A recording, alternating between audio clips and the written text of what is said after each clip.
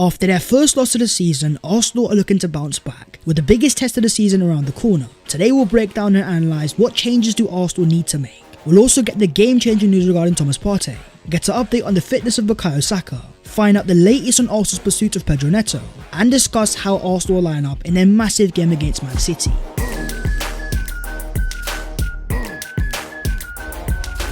Yo, what is going on guys? My name is Baz14, welcome back to your boys channel. I hope you guys are doing sensational. Arsenal's biggest game is around the corner, things are getting interesting. So as per, smash a like on the video if you enjoy, subscribe to the channel if you are new, and help your boy on his road to 200,000 subscribers. But starting off with the Bukayo Saka update, the Arsenal star boy has been in fantastic form. With another assist against Lens, Bukayo Saka is the first player to record 5 goals and 5 assists in all competitions this season, for any team in Europe's top 5 leagues. A goal involved in every single game this season, apart from Crystal Palace. But taken off in the 34th minute, what is happening with his injury? According to Mikel, he tried to backheel a ball in the first half, and he felt something. It was something muscular. He wasn't able to carry on, we don't know more, but it was big enough for us to remove him. There's a bigger question developing. Is Mikel Arteta overplaying Bukayo Saka? For context, last year Bukayo played 3,100 minutes, more than the likes of Bernardo Silva and Jack Grealish. But this is where context is very important. Bukayo is trying to become one of the best players in the world. So let's compare him to a certain Mo Salah. Every year at Liverpool, Salah has played over 2,700 minutes. Last year playing 3,200 in total. Top players play in every single game. When they're available, they start. And the fact that Bukayo is always available is a fantastic sign. But there is something that we have to focus on though. It's the use of Bukayo Saka in later parts of the game. Take for example the game against Bournemouth. The game was over after the 60th minute, yet Bukayo Saka remained on for most of it. That is what Mikel Arteta needs to learn. He needs to understand when to withdraw Bukayo. Things are about to get even busier. As confirmed here, Bukayo is one of 4 Arsenal players selected for England's upcoming international break, alongside Eddie Nketiah, Ramsdale and Declan Rice. That for me is a positive sign. If this injury was a concerning one, Arsenal would have not allowed for Bukayo to be selected.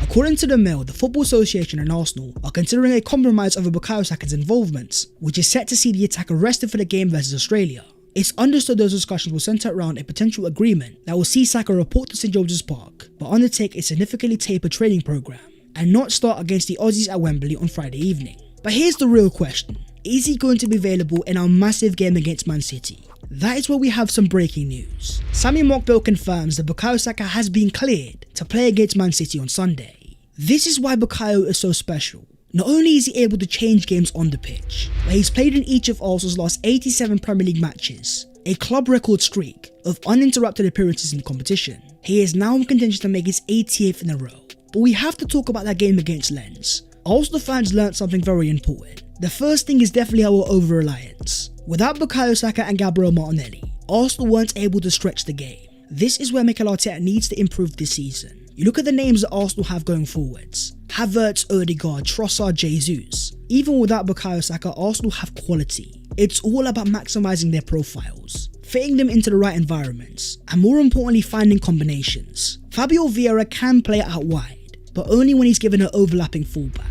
The stats here are telling. Arsenal had 66% of the ball, 715 passes in total, 77 final third entries and had 2.7 expected effect rated.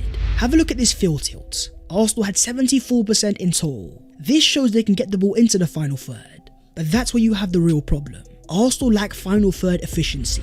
Look at these stats here. In terms of overall field tilt in the entirety of Europe this season, Arsenal averaged the highest. The real issue here is bravery. Arsenal are way too safe in the final third, too comfortable playing in a U-shaped formation. There's not enough line-breaking passes. Have a look at Arsenal's passing networks. There's a clear theme here. The players are way too close together. And more importantly, look at the middle area. Arsenal are not using the centre of the pitch. And that's where we have to look at the performance of Kai Havertz. A 6.6 overall rating, with 32 touches, 17 accurate passes, 1 big chance created, and 2 ground duels won. Those numbers there tell me something very important. Havertz is not involving himself in play. He may be in the right areas at times, but how often is he demanding that ball, trying to make something happen? You then compare that to the cameo of Emile Smith-Rowe. Something is noticeable straight away. One is a natural midfielder and the other isn't. What do you guys believe has been Havertz's best performance this year? For me, it was in the Community Shield against Man City, playing as a centre forward. What we saw in that game there, the link-up play, the ability to bring other players into the game, Havertz was able to keep his game simple, and that's where he's at his best. What I see right now is Mikel Arteta forcing Havertz into midfield. That's where things need to change. If Havertz is going to be a long-term midfielder, it needs to be a more gradual process. In terms of midfield, I also want to talk about another performance. Look at the numbers of Declan Rice. A 7.9 rating, 128 touches, 104 accurate passes, 7 out of 9 long balls, 4 out of 4 dribbles, 6 out of 6 ground balls. There was something very intriguing about this performance. It's the way Rice got even better after Arsenal went 2-1 down. Handbrake off, driving the ball forwards. Rice was taking more responsibility, and that's a prime example of his character. We also have to talk about Gabriel Jesus, who has now scored 17 goals in 25 Champions League starts, becoming the third Arsenal player to score in each of his first 2 appearances for the club, after Marouane Chamakh and Lucas Podolski. Have a look at this guy's record: 40 Champions League appearances, 22 goals and 5 assists. There's a reason why this is so important. Arsenal have a team that is new to the Champions League. Jesus offers important experience. But in terms of Arsenal and the Champions League hopes, with PSV and Sevilla drawing 2-2, Arsenal are now second in their group, only 1 point behind first place Lens, and the next game is a big one, the Europa League champion Sevilla. Now let's move on to the breaking Arsenal news. We've got a very important update from Fabrizio Romano, as he confirms a new round of talks will take place soon for Ben White to discuss a new contract at Arsenal. Positive feeling as it is advancing. White wants to stay. Arsenal are not under pressure, but they want to reward Ben with a new long-term deal and also an improved salary. There's a reason why this makes a lot of sense. You look at the current market of fullbacks. Ben White is very unique, able to play in different areas of the pitch. There's a reason why he started for Arsenal nearly every single game this season. He offers us a different dynamic. We've also got a very important update on Jurrien Timber. According to reports in the Netherlands, Jurrien Timber is recovering well and is expected to be back between February and March. The important thing there is the months. The real business end of the season. Jurrien Timber may become available, and think about what that can mean. Able to play as a centre back, a left back and a right back, Timber will provide elite versatility. Think about the performance against Man City in the Community Shield, his elite defensive performance against Bernardo Silva. We've also got another injury update. We are talking about Arsenal loanee Kieran Tierney. According to Fraser Fletcher, Kieran Tierney faces up to 3 months on the sidelines after picking up a hamstring injury during Real Sociedad's 3-0 Basque Derby victory against Athletic Club on Saturday, with it understood that a surgery is a possibility. For Tierney, it's a get well soon, but for someone else, it's a welcome back. Arsenal midfielder Thomas Partey is back in full training. Look at this video of him and his teammates. The way his teammates are so happy to see him back. As Thomas Partey says, it feels great to be back again. This is game changing, and here's why. Arsenal will finally be able to field their top midfield three: Partey, Rice and Martin Odegaard. Think back to the game against Man City in the Community Shield. The fact that Arteta started that midfield three, it's almost a throwback to last season. Declan Rice replacing the team dynamics of a certain Granit Xhaka. This could also affect a certain Kai Havertz. With Rice as a left number 8, Havertz will be able to play more as a forward. We've also got some breaking news. Arsenal have officially announced that Miles Lewis-Skelly has signed his first professional contract. He says it means the world to me to play for Arsenal. I'm truly speechless. I've been dreaming of this moment. To say that I am a professional football player is a dream come true. Here's where things are so crazy. The fact that he's involved with the Arsenal first team at 17 years of age, before he even became pro. Mikel Arteta rates this guy very highly. Alongside Ethan Nwaneri, Arsenal have 2 top number 8s in the making. But there is a bit of a midfield dilemma. Focus specifically on the left number 8. For me, Arsenal only have one natural option. That's where Arsenal are looking to the transfer market. According to Graham Bailey, Feyenoord midfielder Quentin Timber, twin brother of Jurrien, has left a lasting impression on scouts from several of the Premier League's biggest teams and clubs across Europe, including Arsenal. This would be a fascinating move. Just like Jurrien, 22 years of age. Look at this guy's heat map.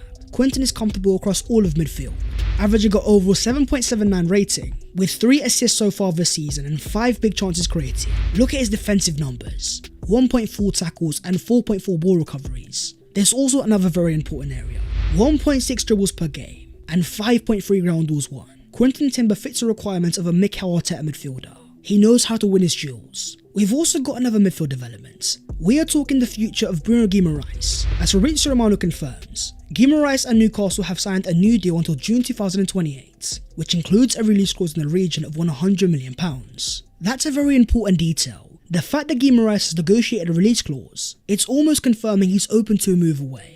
Look at the price tags at the last transfer window. Declan Rice for £105 million, Moses Caicedo for £115. Guimaraes is up there with the best, this year averaging a 7.4 rating. Look at this guy's heat map. He's comfortable playing all across midfield. whether as a number 6 or number 8. There's also another area that Arsenal are looking at, a wide forward signing behind Bukayo Saka. As you can see here so far this season, Saka is the highest in the league in terms of one-on-ones. But have a look at number 5 there, Kairo Matoma. There's been some breaking news regarding his future. A Chris Wheatley exclusive confirms Matoma has agreed a new 5-year deal with Brighton, with his agent negotiating and completing a deal worth almost £80,000 a week. The new contract is set to be announced, and the key part there is definitely the wages. Matoma is a player of a very high quality. He's already got 6 goals and assists this season, the same amount as Bukayo Saka. He fits the bill in terms of chaos, averaging 1.8 dribbles per game last season. The fact that he'll be earning £80,000 a week, a massive club could see that as an opportunity to prize him away from Brighton. But Arsenal are eyeing up a different wide forward. As Sam Dean confirms, depending on the finances, Arsenal could reignite their interest in Wolves' Pedro Neto in the coming months. Neto and Arsenal have a bit of history. As he confirmed back in 2019, if you want to be a football player then you have to watch English football. My favourite team was Arsenal. With 4 assists so far this season, Neto has been on fire, and his heat map is very important. As you can see, Neto is very comfortable on both sides of the pitch. Left footed just like Bukayo Saka. Still only 23 years of age, Neto is explosive. This year he's averaging 2.3 dribbles per game. That's more than Saka and Martinelli. But in terms of price tags, how much are we talking? According to Fraser Fletcher, sources state that it will take at least £60 million to force Neto out of Wolves this winter. And if that sum is reached, Gary O'Neill may be forced to lose one of his star men. Arsenal are not alone in their pursuit of Neto, and face competition from Old Trafford. You've also got another Arsenal target, and we are talking Ivan Toney, who scored for the Brentford Bees in a 2-2 draw with Italian side Como in a behind closed doors match. Toney is currently serving a ban until January, and according to Gianluca Di Marzio, it depends in January what Brentford's situation will be. I think they've always asked between £70 to £80 million. I know that they are trying to scout other players to replace him. Obviously they're planning to sell him if the offer is high. It makes a lot of sense why Arsenal want an Ivan Toney. With 20 league goals last year, more than his XG, a 21% goal conversion, Toney would give Arsenal a more clinical striker, but he is not worth £70 to £80 million. Ask yourselves the question, how much is Ivan Toney better than a Gabriel Jesus? And more importantly, is he the difference maker? Can he be Arsenal's answer to Erling Haaland? And is he better than a certain Victor Osimhen? As reported by Ben Jacobs, Osimhen is keen to move into the Premier League. Here's what Arsenal are watching very closely. With all the drama at Napoli, the apologies issued to Victor Osimhen, a move to the Premier League seems inevitable. It won't be to Man City who have Haaland, nor to Man United with Højlund. For me, there's only going to be 2 real options, Chelsea or Arsenal. Moving on to the other Arsenal news today, and starting off with the Arsenal manager Mikel Arteta, who has been nominated for the September Manager of the Month award, alongside Unai Emery, Eddie Howe, Jurgen Klopp and Ange Postecoglou. For Arteta, it was 3 wins out of 4 in September, the only draw being against Spurs. His focus this weekend is going to be clear. As Man City come to the Emirates Stadium, Arsenal face the biggest test so far this season. Now City were victorious in the Champions League, 3-1 against RB Leipzig. With the likes of John Stones and Bernardo Silva returning to training, there is one very important player missing. Rodri is out via suspension. And have a look at these stats here. Without Rodri, City have a far higher loss percentage, concede more goals per game, and don't win as many points. For Arsenal, Saka and Partey will be available. But what about Gabriel Martinelli?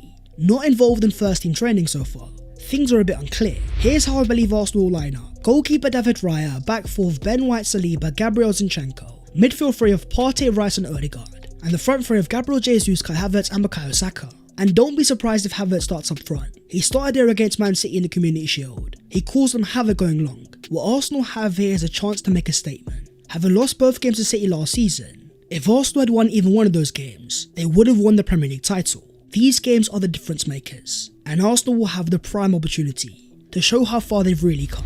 That is the video there and there though, so hopefully you guys have enjoyed. If you have, don't forget to smash a like and also subscribe to the channel if you are new. If you want to follow your boy on all of his social medias, then the links are down below in the description. But that was all today's latest Arsenal news. A massive game against City. It is gargantuan, for me it is must win, and it is going to be fascinating. So I'll see you soon, take care, and a bit.